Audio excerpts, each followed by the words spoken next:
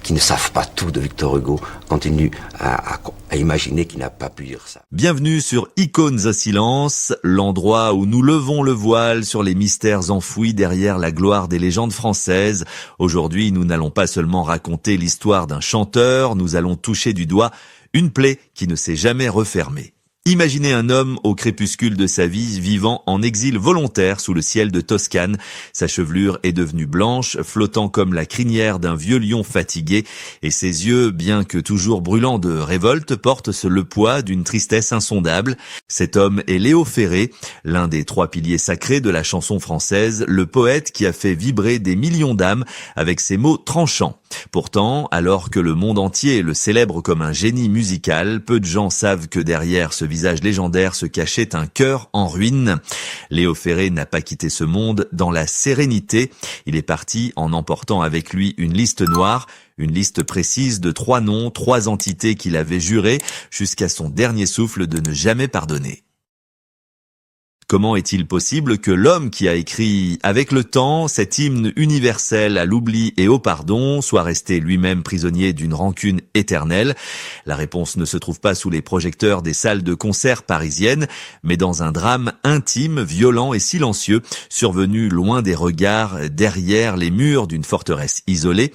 Sur cette liste maudite que le poète gardait au fond de sa mémoire, on trouve ceux qui ont trahi sa confiance la plus absolue.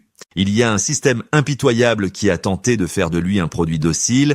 Il y a la main cruelle qui a physiquement détruit l'être qu'il aimait comme son propre enfant.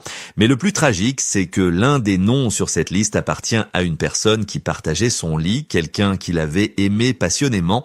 Pour Léo, cette trahison n'était pas seulement une blessure sentimentale, c'était un crime contre son âme. On dit souvent que le temps arrange tout, mais pour ce lion blessé, le temps n'a fait que figer la douleur dans le marbre froid de la solitude. Avant de vous révéler l'identité de ces 3 coupables et de plonger au cœur du scandale qui a brisé sa vie au château de Petrigal, nous devons comprendre d'où vient cette rage immense qui l'habitait. Car bien avant de devenir ce monstre sacré de la scène, Léo Ferré était un être fragile, et pour comprendre sa fin tragique, il nous faut d'abord regarder dans les yeux de l'enfant solitaire qu'il a été, un enfant dont l'innocence a été enfermée bien trop tôt. Pour comprendre la violence des sentiments de Léo Ferré, il faut remonter le temps, loin des scènes parisiennes, vers une blessure primitive qui ne s'est jamais cicatrisée. Avant d'être ce rebelle indomptable, Léo était un petit garçon de 9 ans, arraché à la douceur du foyer familial pour être enfermé dans un pensionnat catholique à Bordighera, en Italie. Il appelait cet endroit la cage, et ce mot n'était pas une métaphore. Pendant 8 longues années, le jeune Léo a vécu dans un monde de silence imposé, de discipline de fer et de solitude glaciale, loin de l'affection maternelle dont il avait tant besoin. C'est entre ces murs hostiles, où l'on surveillait même ses rêves, que s'est forgée sa haine viscérale de toute forme d'autorité, de toute forme de contrainte. L'enfant qui pleurait en cachette la nuit s'est promis qu'un jour, il vivrait sans Dieu ni maître, guidé uniquement par une soif absolue de liberté.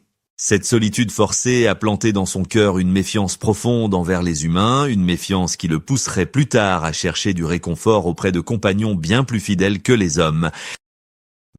Mais avant de s'isoler du monde, Léo Ferré a tenté de le conquérir. Après la guerre, il débarque à Paris, non pas pour s'y fondre, mais pour la secouer. Dans les caves enfumées de Saint-Germain-des-Prés, sa voix commence à gronder. Il n'est pas un chanteur de charme, il est une tempête. Il met en musique les poètes maudits, Baudelaire, Rimbaud, Verlaine, comme s'il voulait ressusciter leurs fantômes pour crier avec lui. Le public découvre alors un artiste total, un homme qui vit sa musique comme un combat, suant sang et eau sur son piano, transformant chaque récital en une messe païenne. La France de l'après-guerre, en quête de sens et de renouveau, tombe sous le charme de cet anarchiste en costume de velours. C'est durant cette ascension fulgurante qu'il rencontre Madeleine, une femme qui va jouer un rôle central dans sa gloire et dans sa chute. À cette époque, elle est tout pour lui, sa muse, sa protectrice, celle qui gère sa carrière avec une main de fer pour qu'il puisse se consacrer à son art. Ensemble, ils forment un couple fusionnel, prêt à dévorer la vie. Le succès devient colossal, les salles combles l'acclament et l'argent commence à couler à flot. Léo Ferré devient une icône, la voix de la révolte, adoré par une jeunesse qui voit en lui un prophète de la liberté. Pourtant, malgré les bravos et les lumières de l'Olympia, Léo ne se sent pas à sa place dans ce monde mondain et superficiel du show business. Il étouffe dans les dîners parisiens, il méprise les sourires hypocrites des producteurs et des journalistes. Il rêve d'un ailleurs, d'un royaume où il pourrait enfin être le seul roi, loin des règles de la société. Grâce à sa fortune nouvelle, il décide alors de réaliser ce rêve fou. Il achète une forteresse médiévale perdue dans le Lot, le château de Petrigal. Ce lieu majestueux et isolé devait être son paradis sur terre, un sanctuaire pour son amour avec Madeleine et pour sa musique. Il pensait y trouver la paix, mais sans le savoir, en franchissant les grilles de ce château, il entrait dans le décor de son futur cauchemar, car ce n'est pas seulement avec Madeleine qu'il allait vivre là-bas. Le château allait bientôt se remplir d'habitants très particuliers, et parmi eux, une enfant, pas comme les autres, allait faire son entrée, bouleversant à jamais l'équilibre fragile de son existence. Le château de Petrigal n'était pas une simple demeure, c'était une forteresse dressée contre la médiocrité du monde humain. Derrière ces hautes murailles de pierre, Léo Ferré a construit sa propre utopie, une sorte d'arche de Noé fantastique où les animaux étaient rois et les hommes de simples serviteurs. Il y avait des chiens par dizaines, des chats, des vaches, des moutons et même un ours noir.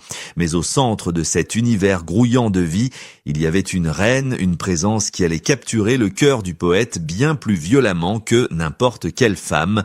Elle ne portait ni bijoux ni diamants, mais elle avait des yeux d'une profondeur abyssale et des mains étrangement semblables aux nôtres. Elle s'appelait Pépé. Pépé n'était pas un animal de compagnie pour Léo Ferré. Elle était une chimpanzé, mais dans l'esprit tourmenté et aimant de l'artiste, elle était bien plus que cela.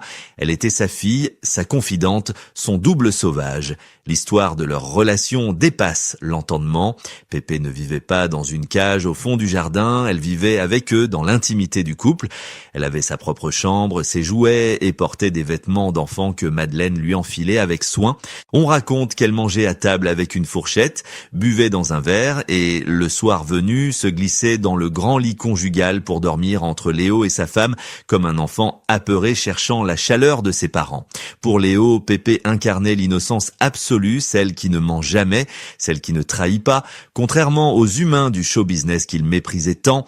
Il disait souvent qu'il préférait le regard silencieux de sa guenon au bavardage vide des intellectuels parisiens. Pendant des années, ce château a résonné des rires de cette famille impossible. Léo composait ses chansons avec Pépé sur ses genoux, trouvant dans cette proximité animale une source d'inspiration pure.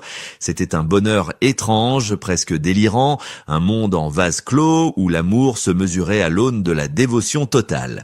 Léo Ferré avait enfin trouvé ce qu'il cherchait depuis son enfance à Bordighera, un amour inconditionnel, sans jugement, sans barrière sociale. Il pensait avoir créé le paradis sur terre, un Éden où il était le patriarche bienveillant d'une tribu qui ne lui ferait jamais de mal. Mais ce que Léo ne voulait pas voir, aveuglé par cet amour fusionnel, c'est que ce paradis était bâti sur des fondations fragiles. Pépé n'était pas une petite fille, c'était un animal sauvage doté d'une force colossale qui grandissait de jour en jour. Ce qui était attendrissant chez un bébé chimpanzé devenait inquiétant, voire dangereux chez un adulte. L'atmosphère dans le château commençait à changer. Madeleine, qui avait accepté et même encouragé cette vie au début, commençait à s'épuiser sous le poids de cette maternité contre nature. Le château de contes de fées se transformait peu à peu en une prison dorée. Isolé du reste du monde, Léo, toujours en tournée, adulé par les foules, ne percevait pas que chez lui, dans le silence du lot, les nuages noirs s'accumulaient. Il ne savait pas que son absence allait bientôt être le déclencheur d'une tragédie irréversible, le moment précis où son rêve allait virer au cauchemar sanglant. Nous sommes au printemps 1968. Alors que la France entière s'apprête à s'enflammer pour la Révolution de Mai, un drame bien plus intime et dévastateur se joue loin de l'agitation parisienne, dans le silence pesant du lot. Léo Ferré est parti en tournée, contraint de laisser derrière lui son château et sa tribu pour honorer ses contrats. Il chante devant des salles combles, mais son esprit est resté à Pechrigal, auprès de Pépé. Il ne se doute pas que, pendant qu'il reçoit les applaudissements, son univers est en train de s'effondrer. En son absence, Pépé, devenu adulte et incontrôlable, s'est blessé gravement en tombant d'un arbre. Souffrante, refusant de se laisser approcher, elle devient, aux yeux de ceux qui sont restés, une menace imprévisible. C'est là que le destin bascule. Madeleine, seule face à cette situation ingérable, prend une décision irréversible.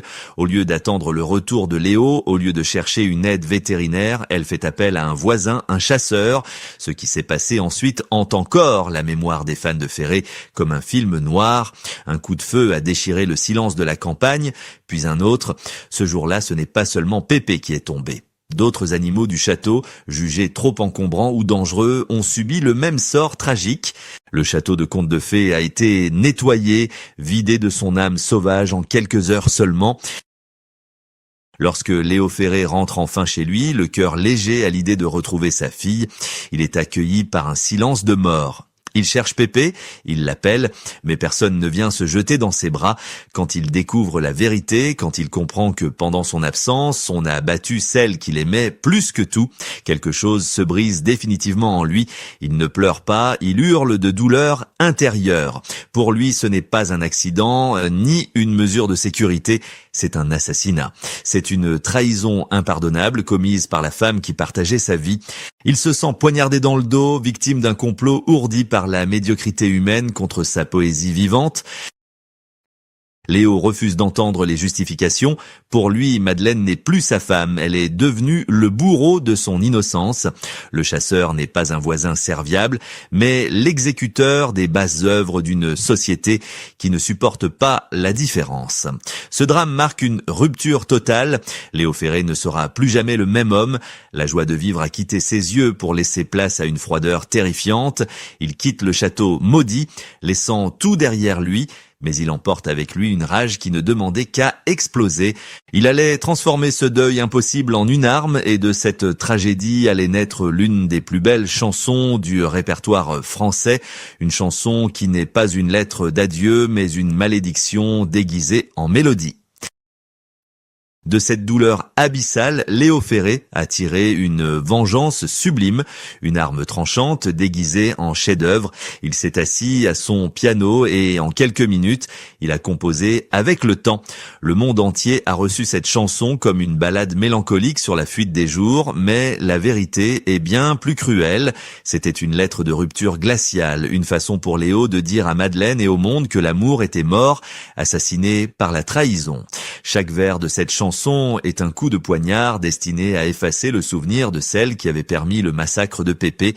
En chantant que l'on n'aime plus et que l'on se sent tout seul comme un cheval pauvre, il ne pleurait pas son ex-femme, il l'annihilait artistiquement, la condamnant à n'être plus qu'une ombre sans visage dans l'histoire de la musique. Mais la colère de Léo ne s'est pas arrêtée là. En vieillissant, exilé volontaire en Italie, le chanteur s'est transformé en un patriarche biblique, un vieux lion à la crinière blanche qui n'avait plus peur de rien ni de personne. C'est durant ces années de silence médiatique apparent qu'il a véritablement commencé à nommer ses ennemis, dressant cette fameuse liste de ceux qu'il ne pardonnerait jamais. Le premier nom, gravé au fer rouge, restait celui de la trahison intime, celle du château de Pechrigal. Mais il a ajouté à cette liste noire les marchands de soupe, ses producteurs et directeurs de maisons de disques qui voyaient les artistes comme des vaches à lait. Il a publiquement attaqué son propre éditeur, Eddie Barclay, l'accusant de vendre de la musique comme on vend du fromage, dénonçant avec une virulence inouïe ce système qui broie les poètes pour en faire de l'argent. Sur scène, Léo Ferré ne chantait plus seulement, il dirigeait l'orchestre avec des gestes amples, comme s'il commandait aux éléments, et il déclamait des textes incendiaires. Il pointait du doigt le troisième coupable de sa liste, l'homme normal, le bourgeois, le chasseur, cette figure anonyme de la société bien pensante, qui, par peur de la différence, détruit tout ce qui est beau et sauvage. Il a refusé les prix, boudé les honneurs, et a même jeté l'argent de ses cachets au visage de ceux qui pensaient pouvoir l'acheter. Jusqu'à son dernier souffle en 1993, Léo Ferré est resté fidèle à sa rancune. Il n'a jamais cherché la réconciliation. Il a choisi de mourir debout, les poings serrés, en laissant derrière lui un testament de révolte. Il avait compris que le pardon est parfois une faiblesse et que la mémoire est la seule justice des poètes. Pourtant, alors que le silence final s'apprêtait à l'envelopper, une question demeurait suspendue dans l'air de Toscane, une question qui nous concerne tous aujourd'hui. L'histoire de Léo Ferré n'est pas seulement celle d'une star de la chanson qui a mal tourné, ni celle d'un vieil homme aigri par le deuil, c'est le récit universel de la lutte pour rester soi-même dans un monde qui exige sans cesse des compromis. Cette liste de 3 noms qu'il a emportés dans la tombe, ces impardonnables, ne témoigne pas seulement d'une rancune tenace, mais d'une intégrité farouche. Léo Ferré nous rappelle que la liberté a un prix, et ce prix est souvent la solitude. En refusant de pardonner à ceux qui avaient trahi sa confiance et massacré son innocence incarnée par Pépé, il a refusé de jouer le jeu de l'hypocrisie sociale. Il a choisi la douleur de la vérité plutôt que le confort du mensonge. Combien d'entre nous auraient eu le courage de tourner le dos au système qui les nourrissait? Combien auraient osé briser l'image du bonheur conjugal pour dénoncer une cruauté invisible? Léo Ferré a vécu comme il chantait, sans filet, à cœur ouvert. Son héritage dépasse largement ses disques. Il nous laisse une interrogation brûlante. Sommes-nous capables d'aimer sans posséder et sommes-nous prêts à défendre ce qui nous est cher, même si cela signifie se mettre le monde entier à dos? Il disait souvent que la poésie est une clameur et sa vie fut un hurlement contre la bêtise et la méchanceté. Aujourd'hui, quand on écoute avec le temps, on ne doit plus seulement entendre la mélancolie d'un amour perdu, on doit y entendre le testament d'un homme qui a décidé que personne jamais ne lui volerait son âme une seconde fois. Léo Ferré repose désormais en paix, peut-être a-t-il retrouvé quelque part dans un autre monde ce paradis perdu peuplé d'animaux où les fusils n'existent pas. Mais pour nous qui restons ici, sa voix continue de gronder comme un avertissement nécessaire. Il nous invite à ne jamais oublier l'enfant qui est en nous, cet enfant de 9 ans enfermé dans une cage, et à ne jamais pardonner à ceux qui tentent d'éteindre notre lumière intérieure. Merci d'avoir partagé ce voyage émotionnel avec nous sur Icônes à silence. Si cette histoire vous a touché, si vous pensez que la vérité de Léo Ferré mérite d'être entendue au-delà des préjugés, n'hésitez pas à vous abonner et à partager cette vidéo.